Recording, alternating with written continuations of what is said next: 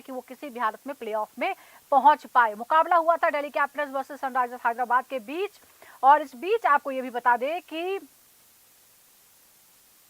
पिछले साल की जो फाइनलिस्ट थी वो इस बार प्लेऑफ में भी नहीं पहुंच पाई है। सनराइजर्स हैदराबाद पिछले कुछ सालों से जबरदस्त खेल का प्रदर्शन वो कर रही थी, लेकिन उसकी बल्लेबाजी पूरी तरह से फ्लॉप रही है इस सीजन में। और आपको ये भी बता दें कि सिर्फ 2 मौके ऐसे आए हैं जब ये टीम 200 प्लस का आंकड़ा पार कर पाई है, और वो दोनों ही मुकाबले जीते थे। पहला मुकाबला और उसके बाद दूसरा एक और मुकाबला जो था वो जीतने में कामयाब रही, लेकिन तभी ऐसा मुमकिन हो पाया जब बल्लेबाज चले और 200 प्लस का स्कोर बना। अग्रेसिव खेल के लिए जो टीम जानी जाती है, ऐसा लगता है कि उसी अग्रेशन ने इस टीम को डुबा दिया। ये तमाम कारण है जिसकी वजह से सनराइजर्स हैदराबाद प्लेऑफ में नहीं पहुंच पाई है। उधर हम दिल्ली कैपिटल्स की अगर बात करें तो दिल्ली कैपिटल्स को भी 1 पॉइंट ही मिला है, और ऐसे में अब उसके लिए भी थोड़ी सी मुश्किलें आ रही हैं क्योंकि वो 5वें पायदान पर है और अंक जो है वो 13 है। इसकी वजह से अब उसके लगातार जो अगले मैच है वो भी उसे जीतने होंगे। टक्कर दिल्ली के अगले मैचों में होंगी पंजाब, गुजरात और मुंबई के साथ, यानी रोमांच अभी दिल्ली के लिए बाकी है। हालांकि कल के मुकाबले में बहुत अच्छा चांस था सनराइजर्स का जीतने का, क्योंकि 133 पर समेट दिया था दिल्ली कैपिटल्स को। पैट कमिंस ने जबरदस्त बॉलिंग की, 3 विकेट उन्होंने झटके, लेकिन सब कुछ सारे अरमान बारिश में धुल गए। अब बात करते हैं आज होने वाले मुकाबले की, जो होने वाला है Mumbai Indians versus Gujarat Titans के बीच, और दोनों ही जो टीमें हैं वो जबरदस्त फॉर्म में नजर आ रही है।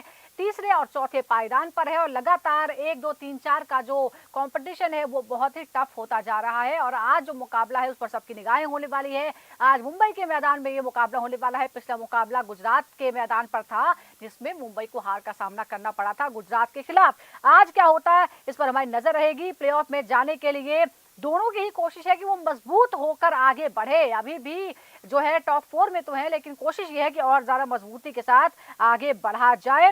तो तैयार हो जाइए एक और हाई वोल्टेज मुकाबले के लिए। अगर हम इन मैचेस की बात करते हैं जो आमना सामना हुआ है वो भी हम आपको बता दें।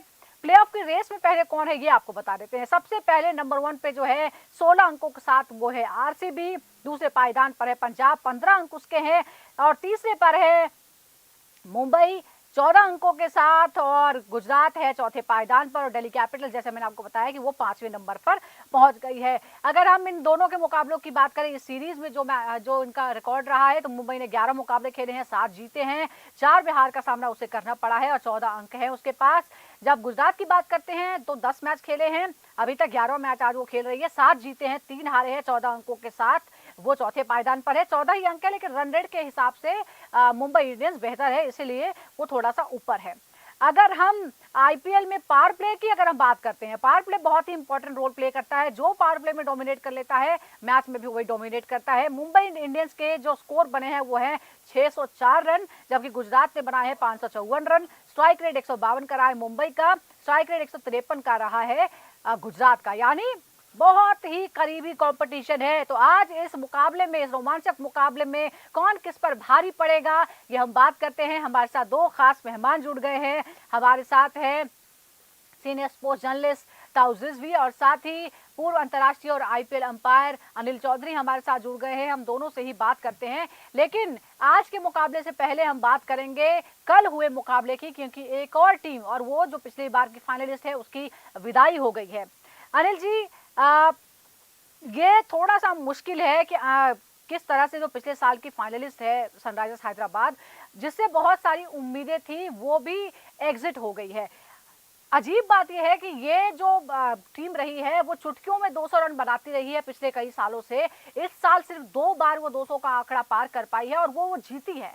कौन कौन से ऐसे कारण हैं जो आप मानेंगे कि सनराइजर्स की ये अर्ली एग्जिट जो हुई है उसका सबसे अहम कारण है?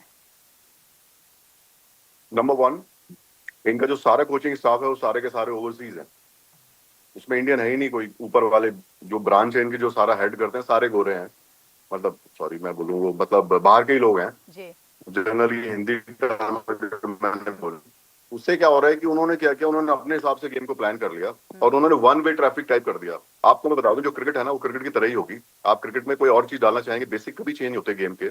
आप कोई भी फॉर्मेट खेलें वो उसके हिसाब से एडजस्ट करो, बस उतना ही। ये नहीं कि आप सारा एकदम चेंज कर दो। ये शायद बैकफायर की सबसे बड़ी बात ये नंबर 2, उन्होंने एक ही तरह का बैटिंग पैटर्न रखा, ऊपर के तीनों आपके एक जैसे डाल दिए। उन तीन में कोई एक डाल देते, खासकर ओपनिंग में, जो थोड़ा 10-12 ओवर तक ले जाने की कोशिश करता। जैसे गुजरात की टीम देखिए, उन्होंने ओपनर कितने बढ़िया रखे, कम से कम एक आदमी खेल जाता है उनका, तो गिल खेलेगा या उनका साई खेलेगा। आप केकेआर को देख लो, उनका कम से कम रहाणे खेलने की कोशिश करेगा, जाएगा 7-8 ओवर तक। इन्होंने आर पार वाला काम कर दिया। ऐसे नहीं होता क्रिकेट में, दूसरे लोग भी खेलने आए हैं। ये नहीं ना आप जो चाहेंगे वो हो जाएगा। दूसरे लोग क्या खेलने नहीं आए थे क्या? राइट। या मतलब यही खेलने आए थे, दूसरी टीम क्या वहां पे मतलब इनको देखने आई थी? वही बैकफायर किया, और इन्होंने बीच में चेंज भी नहीं किया। आप देखिए, पहला मैच खेले, सब बोले 300 पार 300 पार। अरे मजाक हो रहा है क्या भाई? क्रिकेट हो रही है। आप थोड़ी ना रिमोट लेके आ गए हो कि बाकी सबको। आप देखिए टूर्नामेंट के राइट। स्टैंडर्ड और क्या ये है। जो आईपीएल वर्ल्ड आपने का नंबर खुद 1 जो टूर्नामेंट जिस है। बात का जिक्र रेस्पेक्ट द किया गेम। है, इसकी चर्चा भी हो रही है कि शायद ये जो 300 जी। पार का जो कॉन्फिडेंस था ना, ये सारे बल्लेबाजों की बस यही कोशिश थी कि हम बस हमारा वो टारगेट है कि हम 300 पार कर ले। उन्होंने ये नहीं देखा कि हम किस जगह पर खेल रहे हैं। मैच टू मैच जो स्ट्रेटजी नहीं है, और जो कोच है डेनियल विटोरी, वो कह रहे हैं कि हमने तो पूरी छूट दी थी, अग्रेसिव जो गेम है मैंने उसका हमेशा सपोर्ट किया है, लेकिन जो ग्राउंड ऐड थे कर दो वो और ऐड हमें कर दो इस बार अभी हमारे मुझे। मुताबिक नहीं थे। ताउस, इसका क्या मतलब हुआ? मैं ग्राउंड तो भूल किसी जाऊंगा के भी फिर। मुताबिक नहीं थे, और आप सिर्फ अपने घरेलू मैदान पर नहीं, मेरा आप बाहर गुस्सा भी तो नहीं जीते। मेरा गुस्सा कम हो जाएगा, रुक जाइए, मेरा गुस्सा कम हो जाएगा। जी जी जी, प्लीज मेरा प्लीज। आप मेरा गुस्सा कम हो जाएगा, सुन लीजिए। हाँ। इन लोगों ने क्या किया, जितने भी ओवरसीज लोग हैं, ये बहुत सारी लीग्स में भी जाते हैं इधर उधर। हम्म। ये समझ रहे हैं कि ये टूर्नामेंट वैसा ही है और जैसे मर्जी कर लेंगे। ऐसा हम्म। नहीं, उनको पता नहीं है कि इंडिया के जो डोमेस्टिक प्लेयर है उनका स्टैंडर्ड क्या है। हमारे जो डोमेस्टिक प्लेयर उनका ये स्टैंडर्ड है कि आप 6 इंटरनेशनल टीम बना लो, जो लीग खेल के आते हैं वो आधी अधूरी लीग है। वहाँ कुछ भी कोई कोई 50% भी स्टैंडर्ड नहीं है। IPL is a different standard game.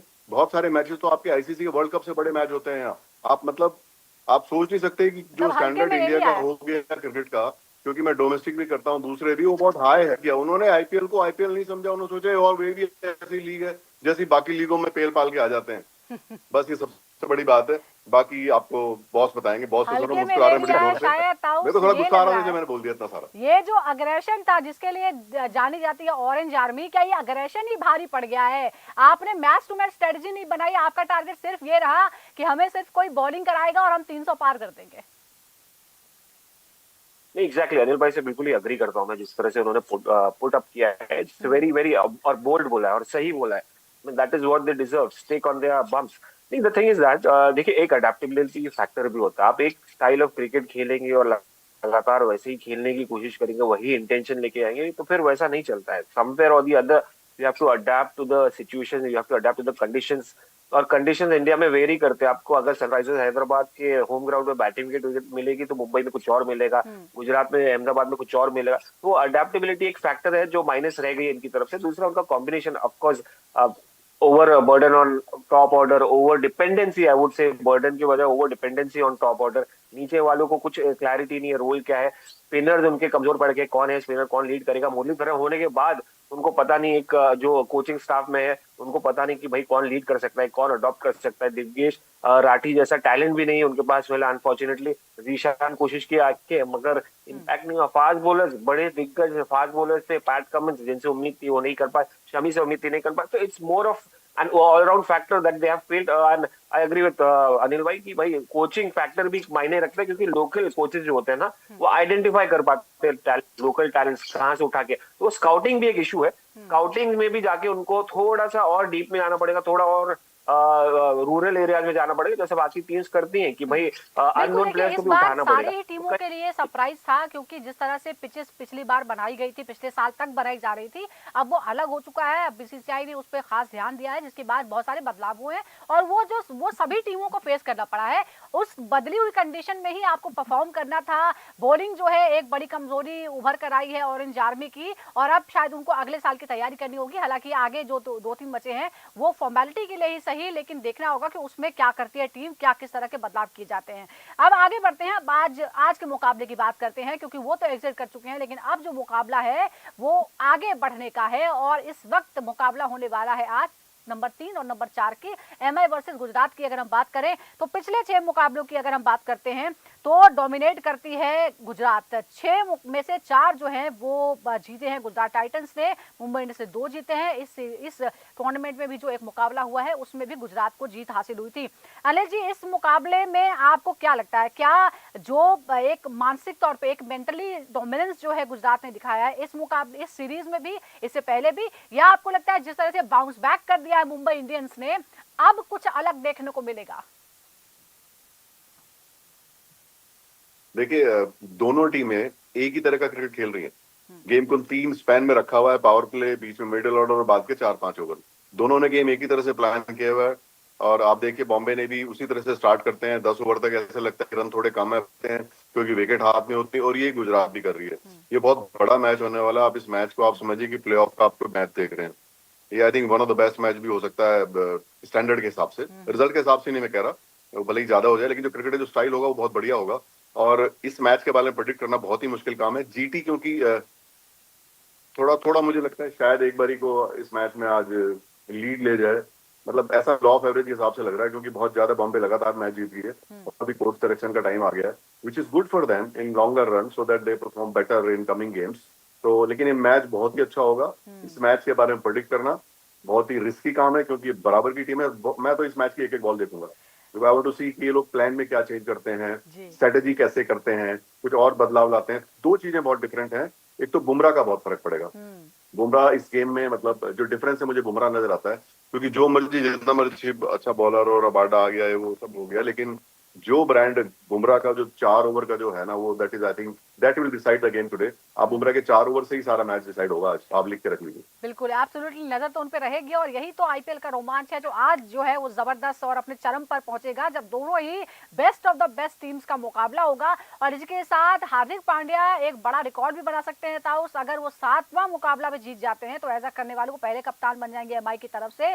और आपको क्या लगता है कि क्या ये जो दबाव है, एक तरफ दबाव होगा या फिर आगे जिस तरह से विजय अभियान चल रहा है उसकी वजह से एक भरोसा है और हार्दिक पांड्या के पास एक मौका भी है? देखिए हार्दिक पांड्या का बेस्ट पार्ट ये है कि वो फेस पे प्रेशर नहीं दिखाते, वो कॉन्फिडेंस नजर आता है कोई भी सिचुएशन है, that is the beauty of this guy. और ये कॉन्फिडेंस की वजह से वो यहाँ तक पहुंचे हैं। कहाँ से आप आते हैं, एक छोटे से टाउन से, मगर अगेन कोई दबाव नहीं होगा। मुंबई एक सॉलिड साइड लग रही है, ऑलराउंड साइड लग रही है, और जिस तरह से आपने कोइंसाइड किया उनका सक्सेस, रोहित शर्मा का डोमिनेंस फॉर्म में आना, one of the reasons, and from that Trent Boult जिस तरह से फॉर्म में है, जिस तरह से 16 विकेट निकाले उन्होंने और 11 लास्ट के 4-5 मैच में, तो वो बड़ी बात है। एक अच्छा कॉम्बिनेशन लग रहा है मुझे इन दोनों का, और वैरायटी लेके आता है। तो कहीं ना कहीं मुझे लगता है जो टॉप फॉर्म है साई सुदर्शन और शुभमन गिल और जॉर्ज बटलर का, वो टेस्टिंग रहेगा, वो एक डिफिकल्ट रहेगा कि भाई इन दोनों को कैसे खेला जाए, अलग अलग वैरायटी लेके आते। तो मुझे लगता है आपने जो सॉलिड टॉप टीम ऑर्डर लग के रही बल्लेबाजों की बात की है, और घर ज्यादातर मैच में 3 नंबर के बाद बैटिंग करने की जरूरत ही नहीं पड़ी थी। ये भी हमने देखा है गुजरात की तरफ से। वो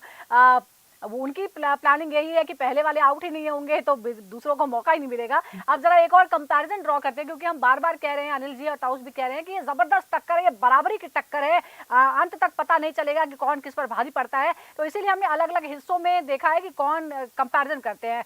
आईपीएल के पावर प्ले में अगर हम देखें बाउंड्रीज को लेकर, तो मुंबई ने चौके लगाए हैं 64 और छक्के लगाए हैं 34। गुजरात ने 63 चौके लगाए हैं और छक्के 29 लगाए हैं। छक्कों के मामले में थोड़ा सा गुजरात टाइटंस का पीछे नजर आ रही है। अगर हम डेथ ओवर की बात करते हैं बल्लेबाजी की, तो मुंबई इंडियंस ने डेथ ओवर में 329 रन बनाए हैं। स्ट्राइक रेट 181 का स्ट्राइक रेट है।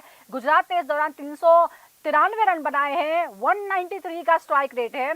विकेट जो गिरे हैं गुजरात के वो हैं 24 और विकेट गिरे हैं मुंबई के डेथ ओवर के दौरान 16, यानी यहाँ थोड़ा सा मजबूत नजर आती है मुंबई इंडियंस। अगर हम डेथ ओवर की बाउंड्री की बात करते हैं, मुंबई इंडियंस ने 29 बाउंड्रीज लगाई है, छक्के लगाए हैं 18। गुजरात टाइटंस की बात करें तो 24 चौके और 31 छक्के लगाए गए हैं।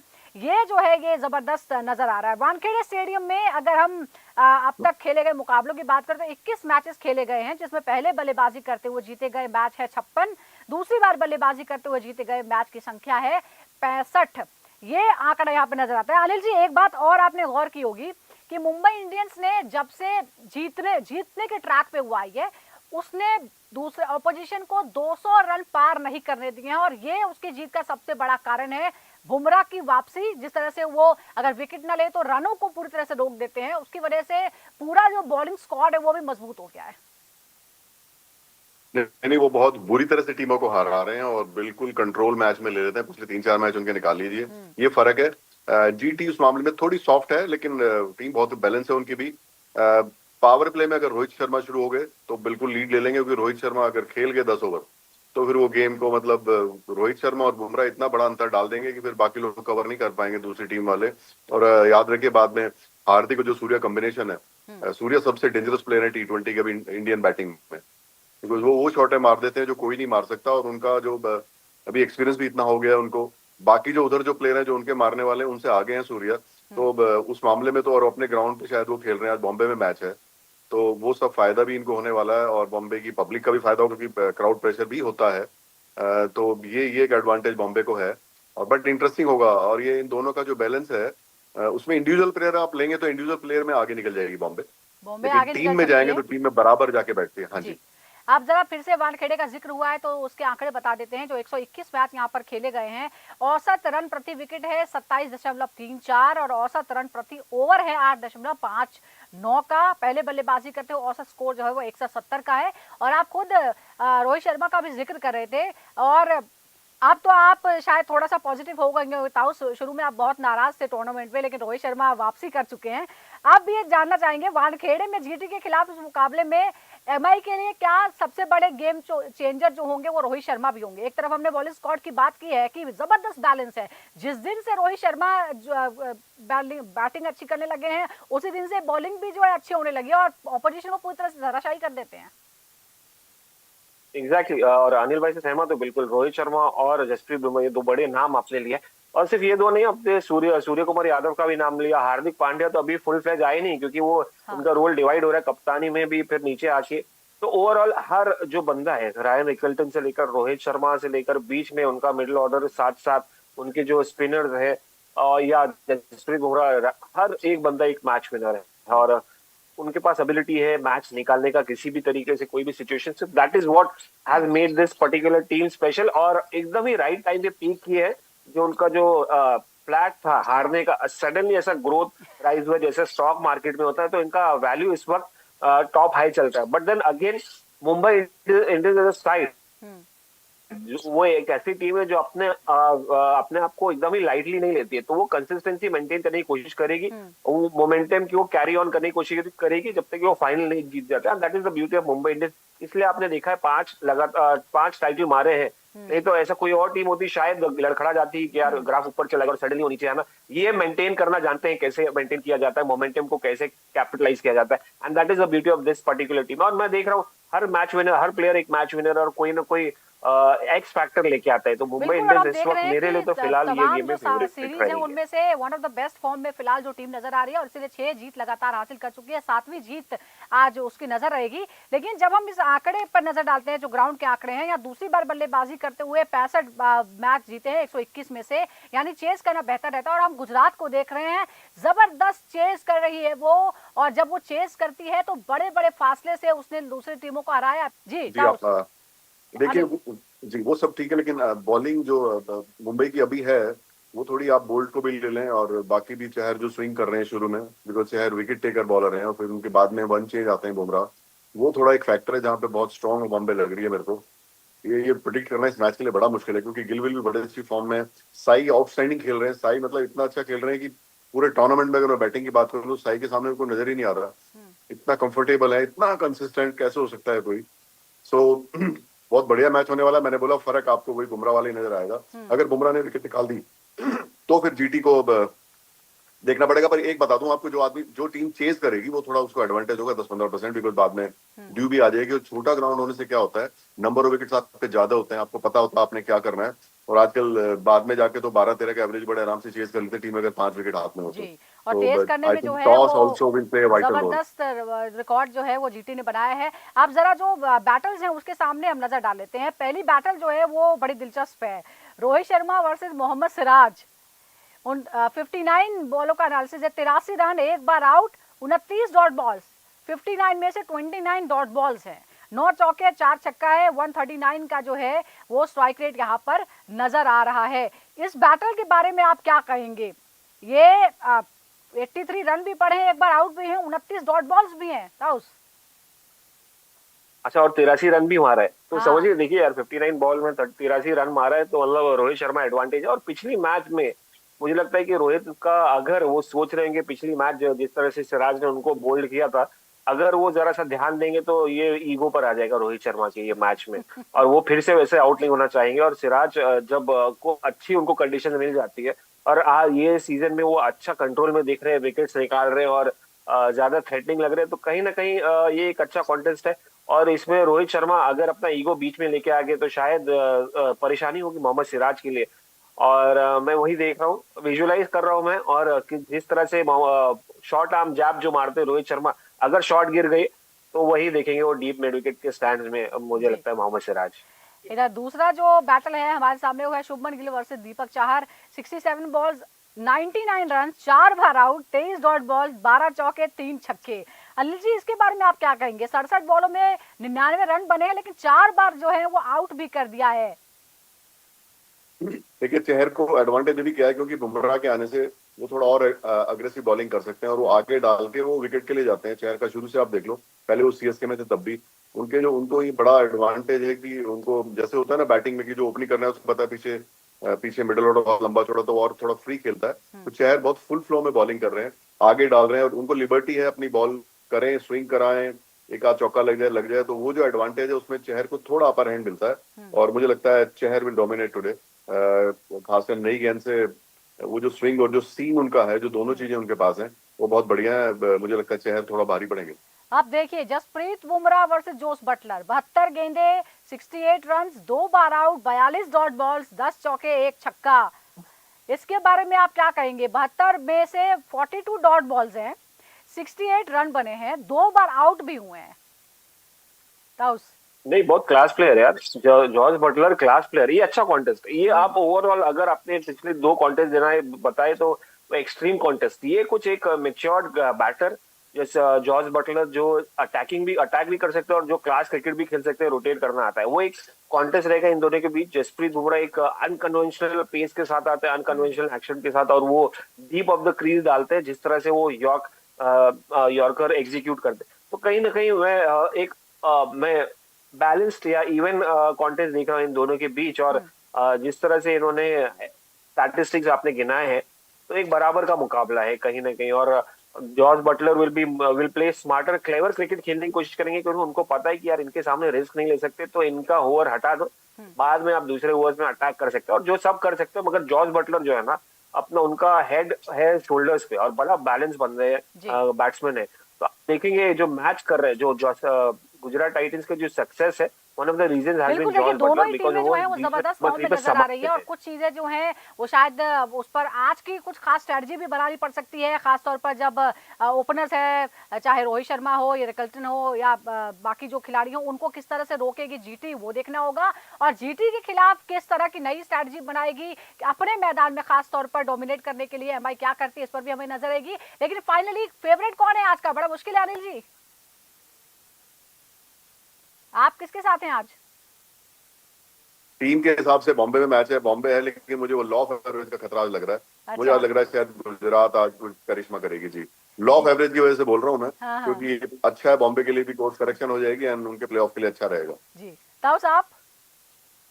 नहीं, मैं एकदम ही ऑपोजिट बोल रहा हूँ, क्योंकि देखिए जो भी उन्होंने देखना था देख लिया कि कहाँ कमियां हैं। और इस वक्त मुंबई इंडियंस हाँ शुरुआत में तो मोमेंटम गेन करने की कोशिश करेगी, और आसान नहीं मुंबई को मुंबई में हराना। और ऐसे और आज फॉर्म का में प्रेडिक्शन भी तो मुझे आसान लगता नहीं है, है मुंबई जबरदस्त फॉर्म में है दोनों ही टीमें, और दोनों के जो फैंस हैं वो एक्साइटेड है आज सुपर हिट मुकाबले को देखने के लिए जो होगा मुंबई के अपने मैदान वानखेड़े मैदान में। इस पर हमारी नजर बनी रहेगी। बहुत बहुत शुक्रिया आपका अनिल जी, ताउस भी आपका भी बहुत बहुत शुक्रिया, और नजर हमारी बनी हुई है। आप भी लगातार जुड़ते रहिए क्रिकेट प्रेडिक्टर के साथ।